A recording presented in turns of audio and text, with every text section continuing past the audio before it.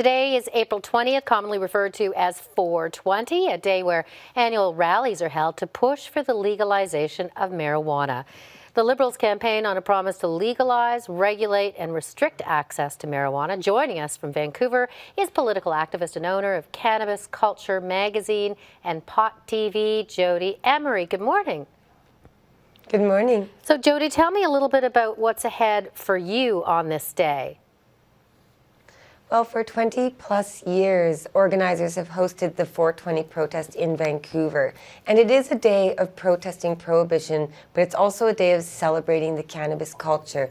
Millions of people in Canada use marijuana, and many millions of Canadians are seen as criminals under the eyes of the government. So that's why we gather and we protest these laws that continue to ruin the lives of peaceful Canadians, and that's why we're going to be there as always. You know, and as an advocate, I mean, tell me about the fact that, and I just mentioned it, I mean, the Liberals campaigned on that and legalization, decriminalization, that kind of thing. We haven't obviously seen anything yet, but does that give you hope? I'm very concerned, actually, about the language and the actions of the Liberal government. I was in Ottawa at Parliament for the Liberal Legalization Forum, and Bill Blair, who is in charge of the legalization file, admitted that the numbers of arrests for possession are shocking. Senator Munro asked about amnesty for the many Canadians who can't get work or travel because of convictions, and the government said they weren't going to be looking at offering amnesty. They were not going to stop arresting Canadians for pot possession, and they speak of strictly regulating, heavily enforcing. That's the language of prohibition. I'm also very concerned that the Liberals are speaking to addiction specialists, police, and mental health experts when those are the traditional opponents of legalization. We desperately need experts about marijuana to be involved in drafting the legalization policy of this country. What about the involvement of advocates such as yourself? You know, from what I'm hearing, the health minister has indicated that they, you know, are wanting to put a framework together, possibly a task force, that kind of thing, in terms of the input that a task force would need.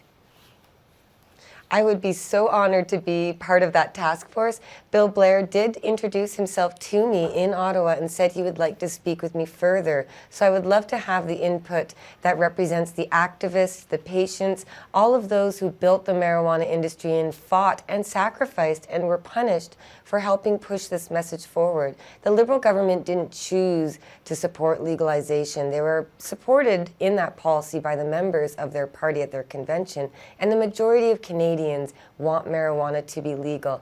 And yet every 9 minutes, a Canadian is encountering a police officer for simple pot possession, and hundreds of millions of dollars are being spent enforcing marijuana laws. This government should issue a moratorium on marijuana arrests, allowing adults to peacefully possess and use marijuana, because that's what legalization should include. But at this time, they've promised to continue arresting Canadians for months or even years while they figure out the details of production and distribution. They really need to stop arresting Canadians. We shouldn't have any more peaceful adults being punished under a law that is clearly unjust, ineffective, discriminatory, and costing Canadians in so many ways. Okay, Jodie, thank you for being on the show this morning.